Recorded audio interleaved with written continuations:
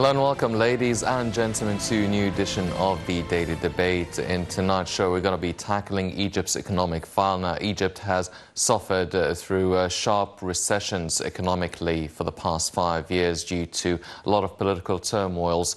But there is some sort of an atmosphere of optimism after the IMF has actually agreed the loan worth $12 billion to Egypt, and we are receiving a first tranche and hopefully receiving a second tranche soon enough. Now, the Prime Minister also said that at the economic conference this week, Egypt expects an improvement in its credit rating. We also understand that Standard & Poor's has revised its sovereign credit outlook for Egypt from negative to stable. We're going to be tackling all of these issues and talking about Egypt's economic file in this episode of the Daily Debate. But before we start our show, let me welcome our very distinguished guest, Engineer Samir Riad, member of the Egyptian Industries Federation. Engineer Riad, thank you very much for joining us. And before we start our discussion, ladies and gentlemen, let's check out this report regarding Egypt to receive the second IMF loans tranche in the spring, and we'll be right back.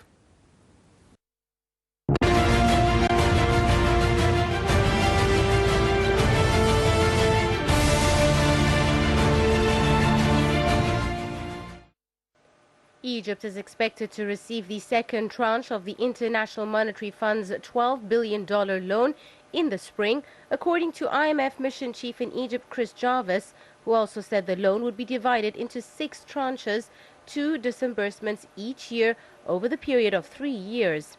He said most of the payments are worth $2 billion, except the first one, which is for a bit more, and the second is for a bit less, because the IMF wanted to give Egypt a bit more support at this point in the process.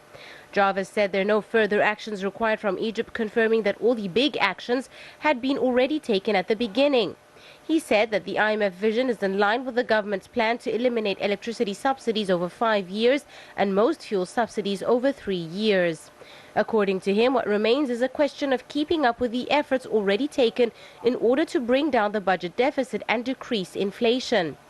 He revealed that 5 revisions are set to take place by the IMF throughout the 3 years to ensure that the whole policy package is leading towards the right kind of outcome. Jarvis added the IMF would help guide the government and the central bank on that process. He noted that if things continue to be on track, they would continue to make the disbursement into the program. He also praised the social protection measures taken by the government, saying they will help reduce some of the difficulties of the adjustment process. The IMF chief praised Egypt's government's recent measures of liberalizing the exchange rate for the pound against foreign currencies, enacting the VAT and reforming subsidy programs as what Egypt needs to get foreign exchange flowing into the country again and reduce its budget deficit. The IMF Executive Board approved a 3-year, $12 billion loan to Egypt to support its economic reform program, with Egypt's central bank confirming late in the day that receipt of an initial batch of $2.75 billion.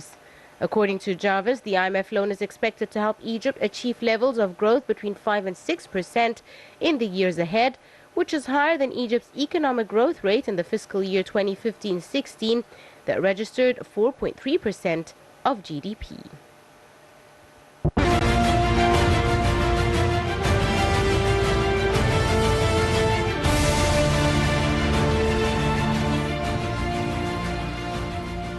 Welcome back, ladies and gentlemen, and starting off our discussion, Engineer Riad, now, International Monetary Fund has approved its $12 billion loan to Egypt. Egypt is expected to receive the second tranche of this loan in the spring.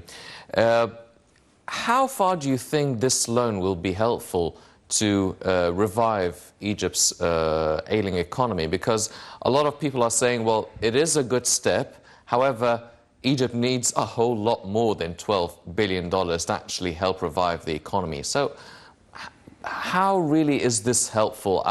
Why are people being optimistic for receiving this loan? Should they be optimistic? Are we too optimistic for our own good?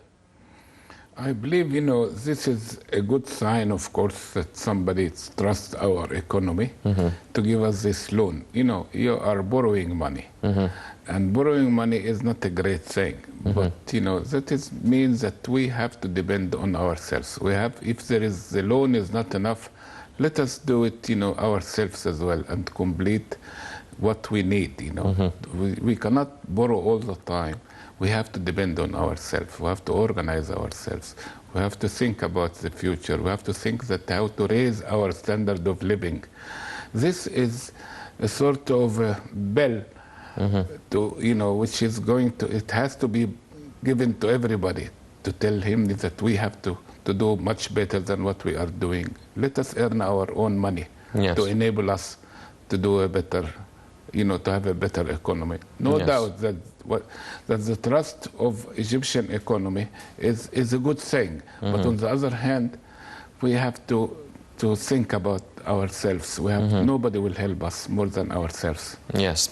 Engineer Riad, this is supposedly the biggest ever Middle East loan given by the IMF, and it was given to Egypt, which is an encouraging sign, as you've mentioned, showing how much they trust the process, the economic reform program and the process that Egypt is undertaking. But do you feel that Egypt is really being the biggest, and seeing that this is a lot of confidence from the IMF? But is this also a sign of how bad the economic situation is in Egypt? Well, it is bad, but not, there is a lot of countries which has been passing through worse cases like us, but they survived. And let us survive. Our aim to put it in front of us, how to survive, this loan will help us, how this loan will give it back in a proper way. We don't want to pay interest on top of that. And, I believe, in ourselves. Hopefully, only 5 years ago, we had a hell of a lot of, money, in hard currencies. We have got, we were in a much better situation. But, of course, everybody knows what Egypt passed through. And definitely that is not an excuse only, but it is a sign that we passed through a difficult time, and it is beyond our capabilities not to recover without help. And that if they give us a help, they know exactly that we will pay back and we will recover. And that is a good sign which we have to be optimistic about it. Yes. Well, do you expect that this loan would actually help the foreign currency inflow problem that Egypt has been suffering since actually 2011? It depends on our behavior. It depends on how we are going to import and what is our export. How can we generate hard currency and how to minimize our importation. And everybody has to think about it, to live in such a way that that he is in Egypt and he has to live the Egyptian case. Yes. And let us have the Egyptian case in front of us, and we behave rich or poor in such manner to enable us to recover. Yes. Well, ladies and gentlemen, still we have a lot to talk about regarding the IMF loan coming to Egypt, but let's go out for a short break and we'll be right back.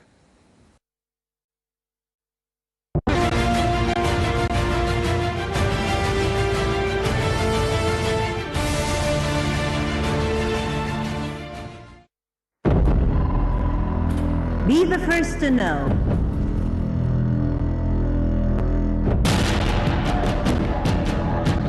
The news live at the site of the event. Information on events as they are happening. If it's breaking news, it's Nile TV.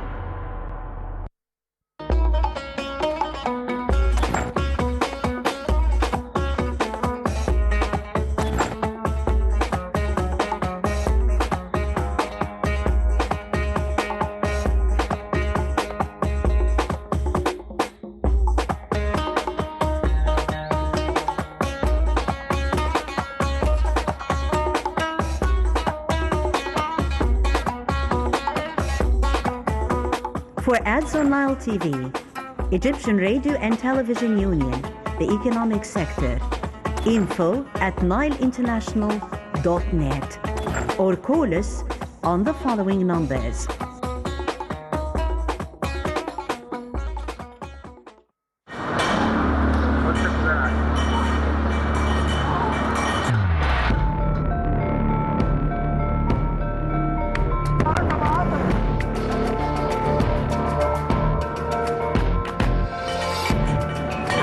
دي كل واحد يشتغل بضمير. كلنا نشتغل، احنا نغير نفسنا بس. الناس تعامل ضميرها وتعامل مرضي الله، الناس تبقى كويسه مع بعضيها، هيبقوا كويسين الناس.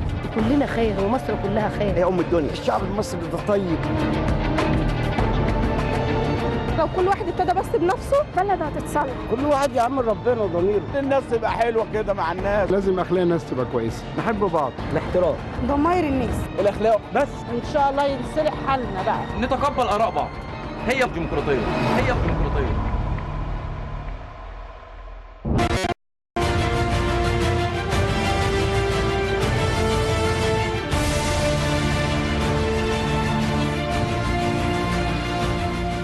Welcome back, ladies and gentlemen, and now we're also joined by Professor Dr. Gamal Qalyoubi, the Petroleum and Energy Specialist. Dr. Qalyoubi, thank you very much for joining us. Hello, Dr. Qalyoubi, now first of all, talking about the getting the IMF, the second tranche of the IMF loan, that is a total of $12 billion. Do you feel that one of the reasons for the IMF to actually trust Egypt with this loan, the biggest for the Middle East by the IMF, was through all the austerity measures, if we may call them, that Egypt has undertaken, the rise in prices, the lifting of some of the subsidies for petroleum, the value-added taxes. Do you feel that these are some of the measures that encouraged the IMF to give the loan to Egypt, maybe even some they were considered conditions? I consider that's a very tough exam. If you like it in a different expression, I would say that it's a different exam. It was tough exam, was not in reality, because in the main portion was not the most interesting for our Egyptian the party is the loan itself. But we just gained the interesting and also the attraction of the whole way forward related to the international institutes' finances. And you know what, that's when sometime from different countries in the countries, the monetary is banking, one of the aid and also the calibration tools allow to get some trusting and way forward for many classifications. Talk about businessmen, we talk about a mega country, they have a project or some investment we're looking for. Also, we think about how to just orient the batches of our countries if they have oriented business in such area like Egypt. Egypt, in terms of a green area for attraction investments, we just come up to rank number 5, because you know we have split that 6 very repetitionally and has also passed all skills related to the attraction country in terms of secure investments. Egypt are part of that one. In the past, in the last 2 years, was considered that Angola was the first one in Africa, and the second one was Egypt. Now it's coming in the opposites, and Egypt now leading the first attractive and willing country dealing with the investments in Africa, and number 5 ranking in all over the worldwide activities in terms of evaluations. A portion of that's the monetary banking is, and you know that well, that there is a terms and the conditions. These terms and the condition first is a portion of the tough exam for some advices had been delivered, which is supposed to be delivered in advance for a negotiation team between the country looking for a loan and also the leading of the groups inside the monetary bank, which has contributed over 24 of governors, representative of a gross share portion of the total assets in the bank itself. This contributed portion had been collected a lot of reporting related to the status of economies inside that Egypt and how the feedback related to the citizens in the streets and how the way forward in terms of the diplomatics orientation to the country, the force that Egypt has a different philosophy in terms of mega projects. Fifth, that's we willing that the politics leading now completely had been tested, that's had a huge trusting to the base of 70% of a population dealing with the normal basis of living, not in a different acknowledgement, peoples or scientific. In some time, the scientific or politics or in some liberalian mind, they have a different story, different opinion, different negotiation, different even obstacles related to the way forward. But we talk about a major contribution of 70%. They trusted, and I think, well, me and you and all of the peoples had been already showed well whenever we started to deal with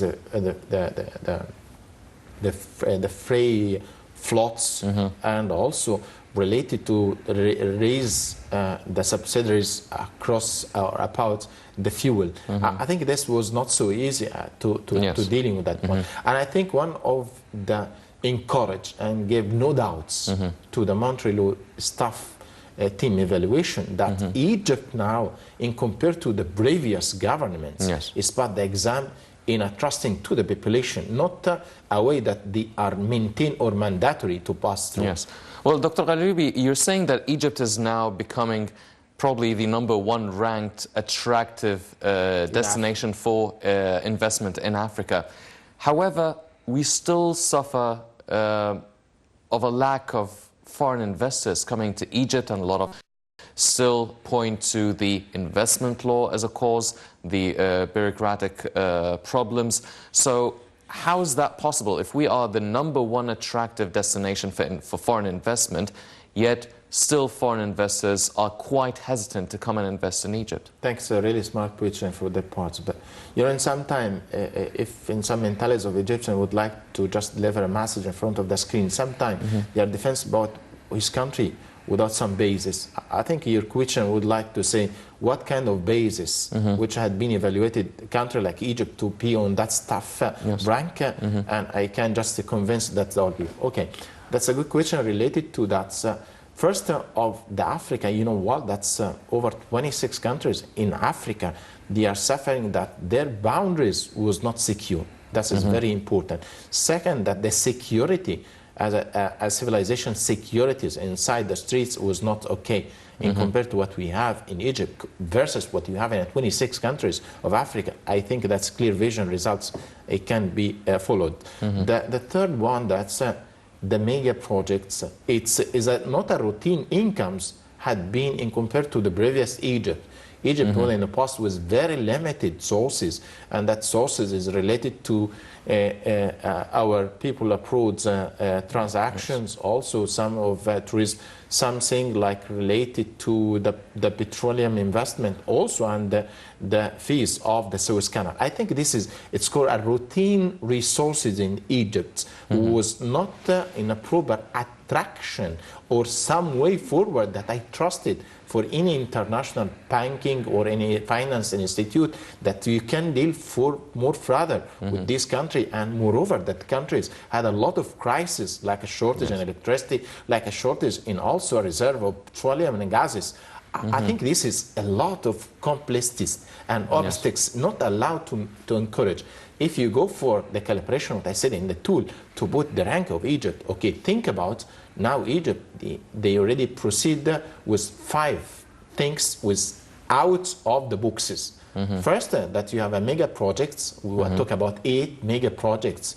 Second, you already improve the investment in energy and you try to switch to a different, more complexity equation to easy with alternative ways of energy basket. So the energy basket now was not restricted in the past for oil and gas. Now you have varieties. You have renewable energy, you have nuclears, you have coal power station or power plants. Also, you have a new exploration for a very strong discoveries in the Mediterranean Sea. Also in Delta, like what you have in Norris and Zohr, and the prospection to Egypt within a few years will be efficient to sustain all the needs internally and ready to even exporting the gas and also exporting one of advanced value added to the petrochemistry is a lot. The force, that's also the role, politics role of Egypt now is completely different. We are a member in Security Council, we are a member in Human Rights Council, we are now leading the COMESA, SADC, and also South Africa. We are dealing with a very proper, kindly neighbors way forward. I think that's the contribution. And the last one, which is very important, we are a very open politics country with 360 degree. We are not oriented anymore in a politics country or a certain way forward. We are dealing now with 360, which is a called open, secure economies. Yes, definitely. Well, Engineer Riad, talking about the basis of evaluation, now, other than the fact that Egypt is becoming one of the, probably the #1 attractive destination for foreign investment in Africa, also the Standard & Poor's actually revised its sovereign credit outlook for Egypt from negative to stable, even though that as a result of the past 5 years of political turmoil, the budget deficit reached over $21.3 billion, which constitutes about 12.2% of the GDP, almost equal, a gross debt almost equal to the GDP of the country. How is that possible that we've reached this from negative to stable in sovereign credit outlook, and how is that possible with all the economic difficulties, the lack of availability for foreign currencies, still a lot of potential projects with foreign countries and foreign investors still didn't really fulfill their potential? How is that even possible? Well, you know, we have to not to ignore the capabilities of the local industries, local economy, and definitely it has been handled, the whole matter in the last few years, quite well. All of this is contributing to the fact that, you know, we are sustaining this pressure and so on. And I believe always that we have to depend as well on our investors here inside the countries. We have not to let factories close down. We have to, our agriculture has to be seen about it, that we can generate as well the hard currency. There is a lot of things can be done. Always we talk about foreign investment. What about the local investment? Let us look at it. Let us see that they can generate and they can close the deficit and they can help our economy to survive and to revive the whole thing. All of these things, there is a potential in Egypt.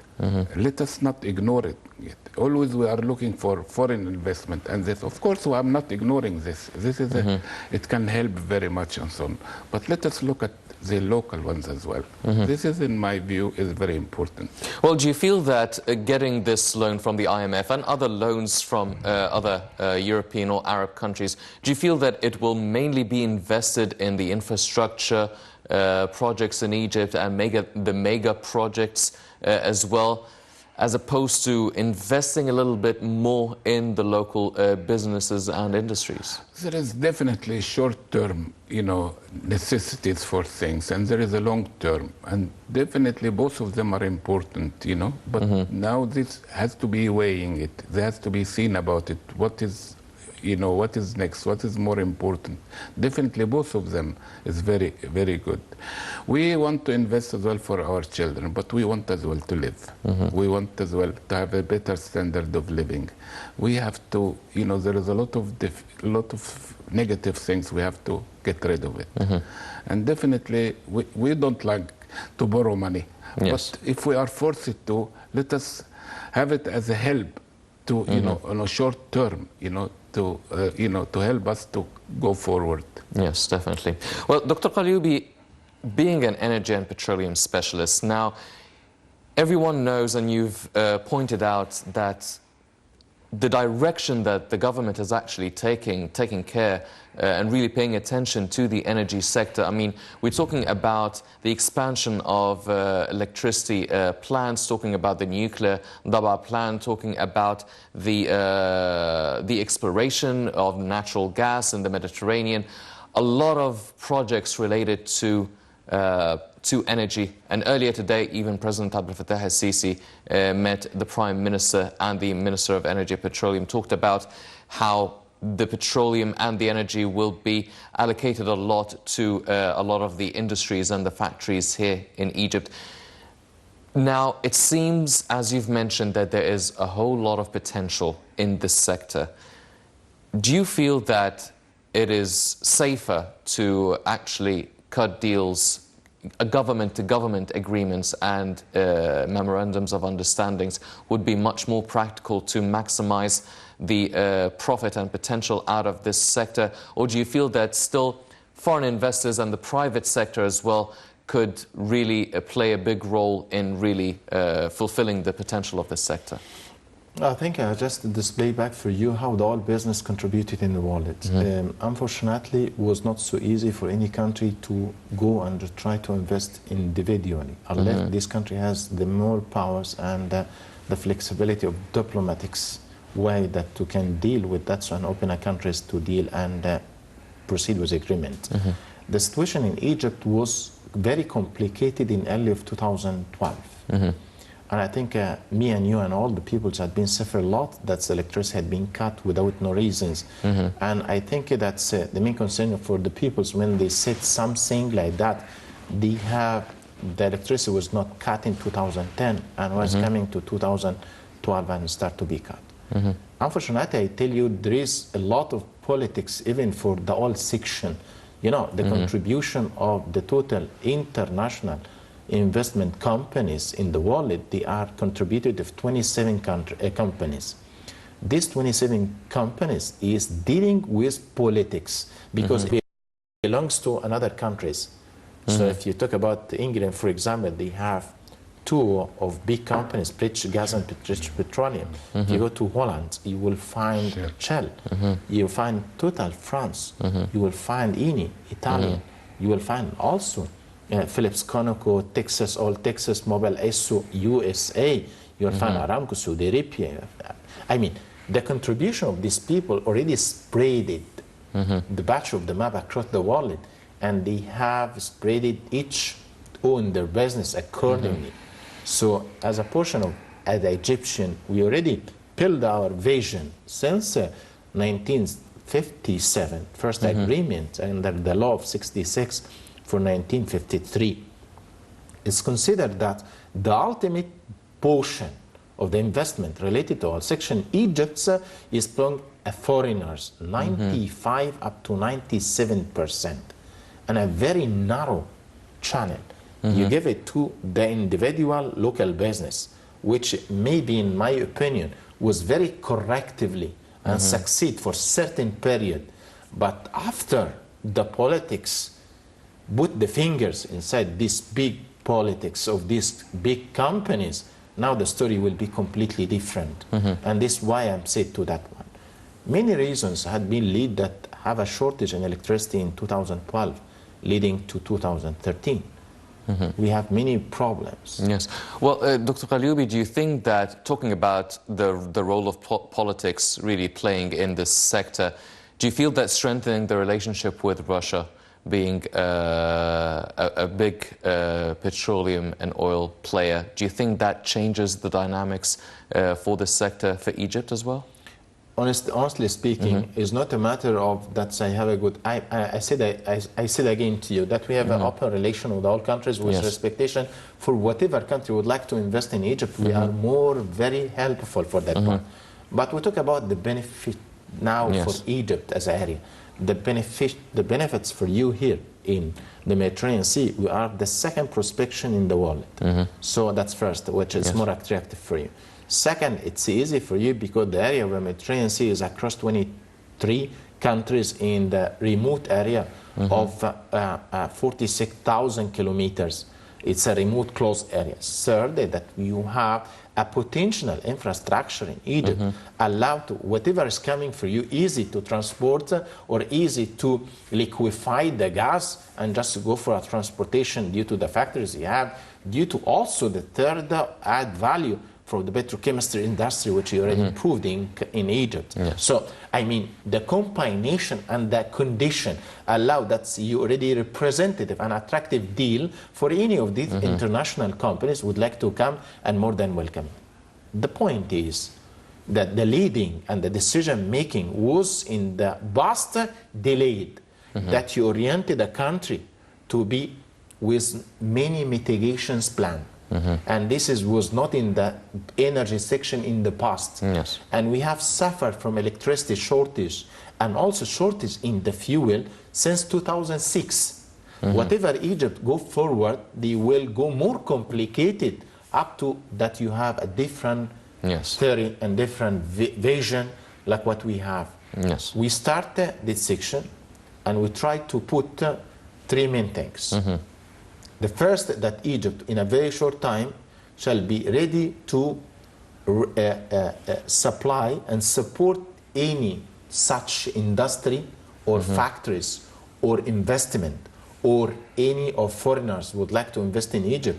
We are going to support to him buy energy, I mean gas and electricity. Self-sufficient. And this is very, very important because this is one of the most important attractive deal that bring the investor to Egypt without no problem. The second, you try to deal with the new investment law, which is clear for you that under the 17 rules had been published under the umbrella of the high authority investment last 3 weeks, had been now clarified that the one window will be clarified for any different investment. The third thing, which is also very confident to me that it may add a positively, that we are going to convert Egypt in 2020 to be a country dealing with petrochemistry, which is a very huge market, which create a different philosophy for your manufacturing at value, which allow to enter a big, huge market like a petrochemistry is over $1,300 billion, with dedicated for 7 countries. I think now the story is to try to attract mega project in different philosophy, in different technology sectors, of manufacturing, add a value to the oil and energy section in Egypt. Yes. Well, Engineer Riad, going back to the IMF, there's a lot of talk that has been going around since the Chinese yuan has been added to the basket of currencies being internationally dealt with. Now, do you agree with the talk about receiving a respectable amount of this IMF loan in the Chinese yuan instead of the dollar? Do you think that that would be beneficial for Egypt? It would be maybe a lot more accessible, especially that Egypt and China now have a lot of agreements and economic projects in line? Or do you think that it's not really going to make any difference? Still, the scarcity of the foreign currency, whether if it is the dollar or the yuan, will still be there?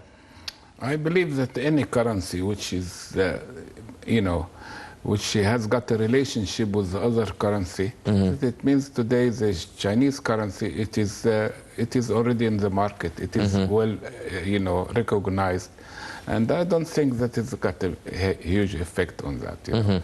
I'm not, because there is a relationship between, all these major currencies and our Egyptian currency. The main thing is, advantages could be advantage through barter deals between China and Egypt. But, if the currency is involved, I don't think so. Yes.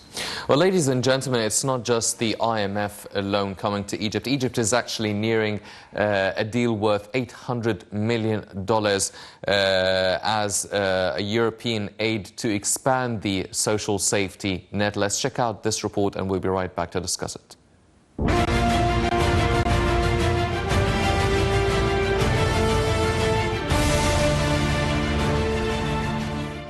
Egypt is in advanced talks with European countries to secure bilateral loans worth $800 million as it expands efforts to alleviate poverty and ease pressure from economic reforms. Minister of International Cooperation Samir Riad said the World Bank had agreed to new financing of $400 million, which will go towards a public works program focused on job creation and a microfinance initiative. Both are scheduled to be launched in early 2017. Minister Nasser also a second $1 billion tranche from a $3 billion three-year loan for budget support from the World Bank was due before year-end, the first having been disbursed earlier this year. She noted that a second $500 million tranche of a similar $1.5 billion loan from the African Development Bank was also expected before the end of the year. The minister said that both loans would go towards social development programs, including in health, education, access to water, and supporting small and medium-sized enterprises. She noted that Cairo is seeking to mitigate the impact of current economic reforms on the poorest people. The minister said the government aims for economic growth that will create quality jobs that are inclusive, so segments are not left behind and governorates are not lacking. She also added Egypt is seeking new financing to expand projects aimed at creating jobs to ensure nobody was disadvantaged. Egypt recently more than doubled the number of families eligible for conditional welfare payments from 700,000 to 1.5 million and rolled out a new housing subsidy for Egypt's poorest.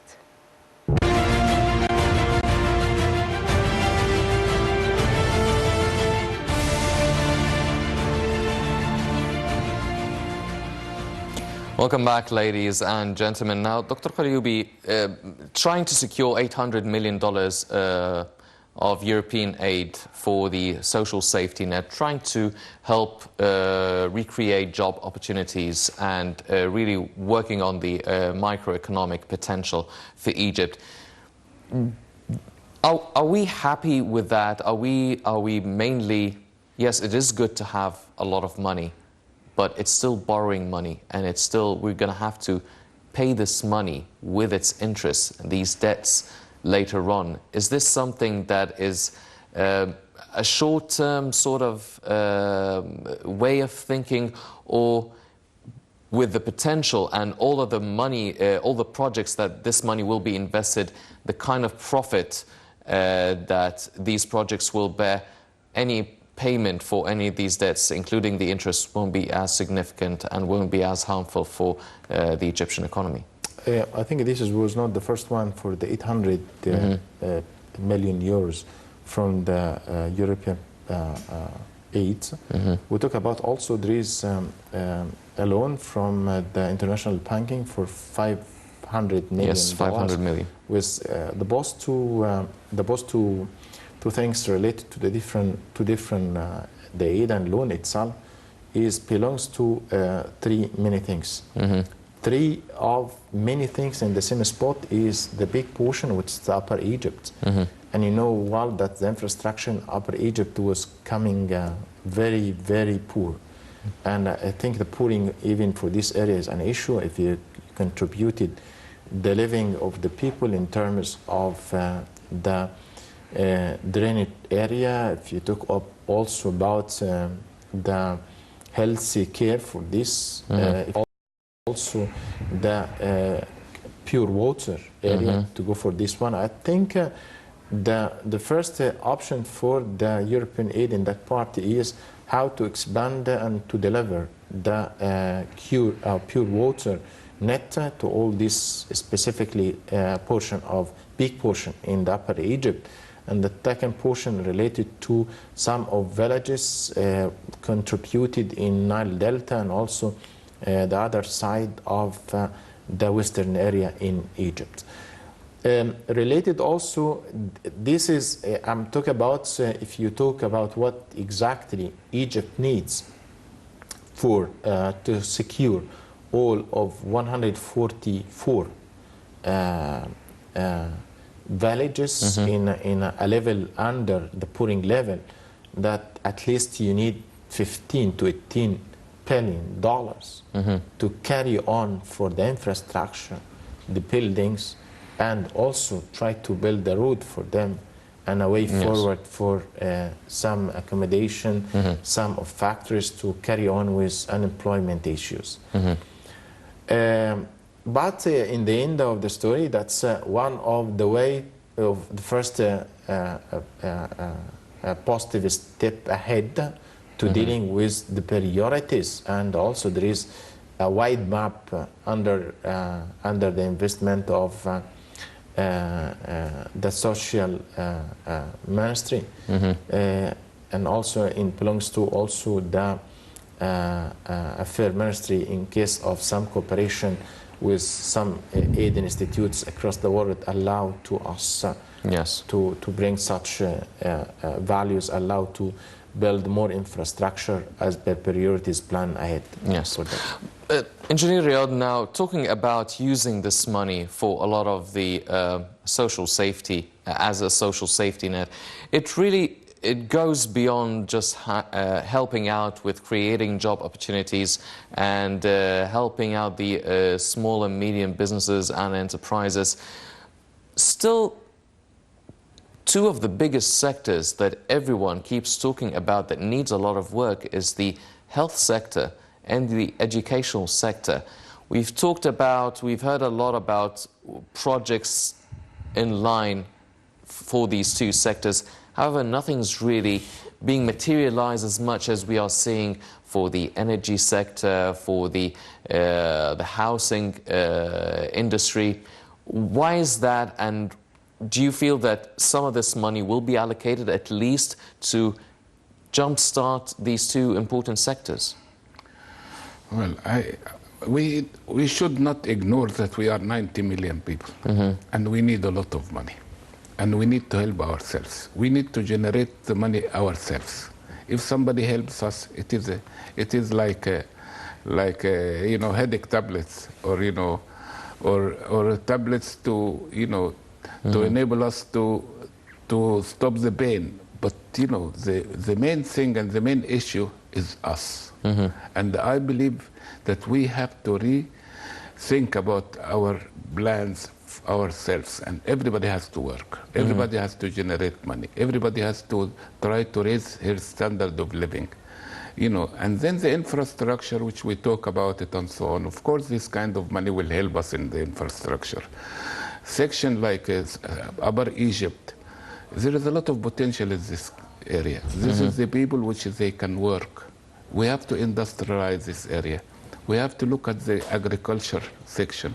There is a lot of things has to be done by ourselves. Let us this money help us to do the planning, to do the right planning, Yes. And I believe in ourselves very much that we can do it, providing that we get the education right. We get a lot of things has to be put right. Otherwise, if we open the subject of health and other things, there is unlimited problems because we are 90 million people. We are increased by so many people, 2.2 million people per year. Need schools, need hospitals, need everything. The infrastructure is not going to be, it's going to be demolished if we are not helping ourselves very quickly. And we build ourselves by working, by acting, by good planning, by good education. This is the kind of things which I want very much to stress on it. Yes.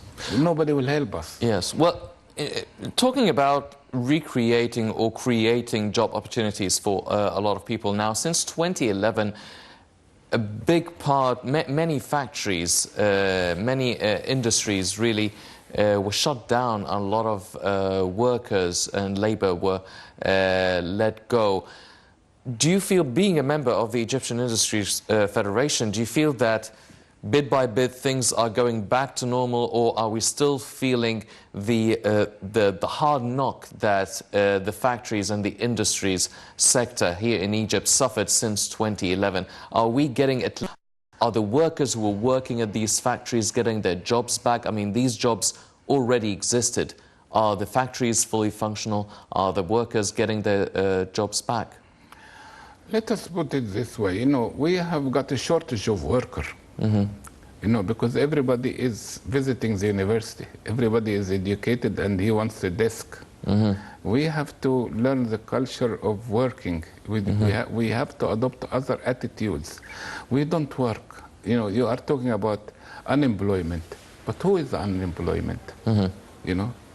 Graduate, university graduate, or workers, and so on. And we used to have a lot of profession which is from one generation to the others was giving to them. This has been demolished. Today, everybody, a lot of industries, they are lacking workers because people, they don't want to work. And we're not talking about the tuk-tuk, and we're not talking about this and so on, but there is a lot of people which they can earn their living without work somehow. This has to be stopped. And I believe, that, a city like Cairo, it is overpopulated, and still we are building in it. And then we have to go to the desert, and we have to go there. We can apply the law, we can have small communities. There's a lot of things should be done. Yes, definitely. Well, Dr. Qalyoubi, you mentioned a lot of the main 3 points that really need to be implemented for the economy to actually move forward and work with the foreign investors and encourage the reputation of Egypt being the #1 attractive investment destination in Africa.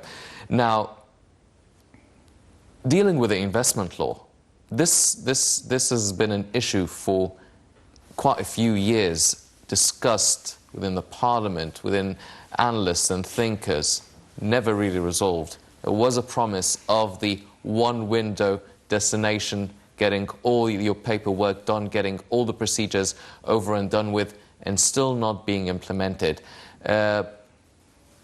Are we waiting for something that will take many, many years to actually happen? Are we hanging our hopes on few things that have been taking years to actually resolve?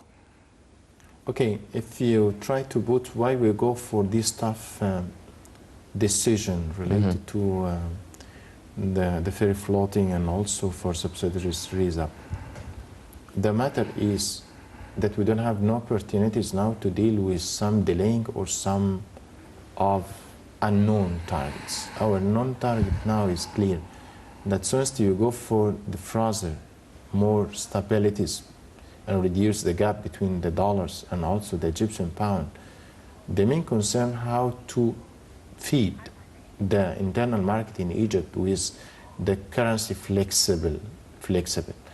And to proceed with the flexibility of the currency in the country, you need a direct investment. And this direct investment is main portion of that one is tourism. The second is the industrial investment. The third is the way forward for any local businessman would like just to deal with some projects.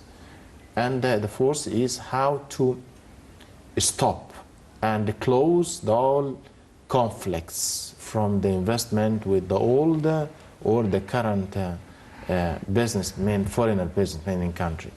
I think in the last reporting had been delivered from the investment authority that now the conflicts and the punishment from the number had been delivered as a portfolios in the last stabilities. It showed is shrunk it down from 2,800 case to 1,200 case, which is mean that it's still now dealing well in the way to close all conflicts. And also, you know well that the new law is very huge in terms of 5 chapters with 117 articles. Each article is dealing well, and the big portion with chapter 5 is already built to how to deal with the future punishment and conflicts. Yes.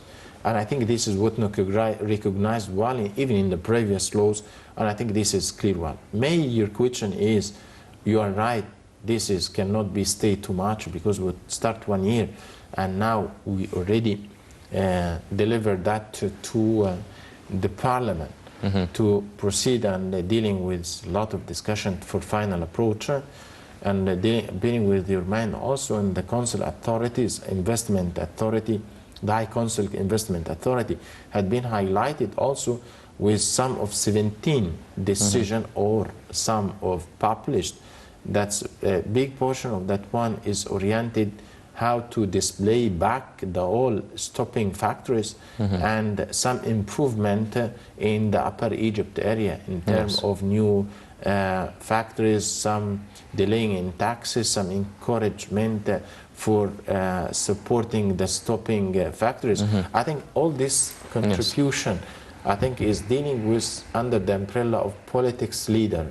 And I think the Presidential Institute dealing with that subject in high priority in a few next days. Yes. Well, Engineer Riad, one final question because we're running out of time. Do you feel that with the lack of availability for foreign investors coming to Egypt, does this give the local investors and the local industries a chance to really claim their share of the cake pie, or do you feel that are they actually taking advantage of that, the absence of a foreign investor, or do you feel that they still face their own problems with the fluctuation of the value of the dollar, the limits on the imports as well?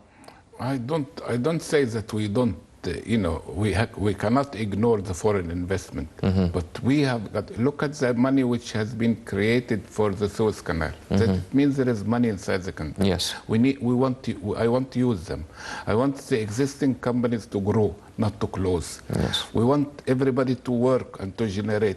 The education has to be a priority to be seen about it, that this will help the future and now. Both of them has to be planned in a right way to enable us to. People needs this kind of things. We have to look at it, future-wise and present-wise. Yes, definitely. Well, ladies and gentlemen, there is definitely a lot of work to be done within the economic sector and the economic file here in Egypt, even though it is good news getting the second tranche from the IMF. And also the $800 million from the European countries as a social safety net. That's all the time we have for this edition of the Daily Debate. But before we go, I'd like to thank our very distinguished guest engineer, Samir Riad, member of the Egyptian Industries Federation. I'd also like to thank Professor Dr. Gamal Al-Qalyoubi, the energy and petroleum specialist. Gentlemen, thank you very much for joining us this evening. Good evening. Ladies and gentlemen, please stay tuned for more coming up on Nile International. I'm Henny Saif. Thank you for joining us.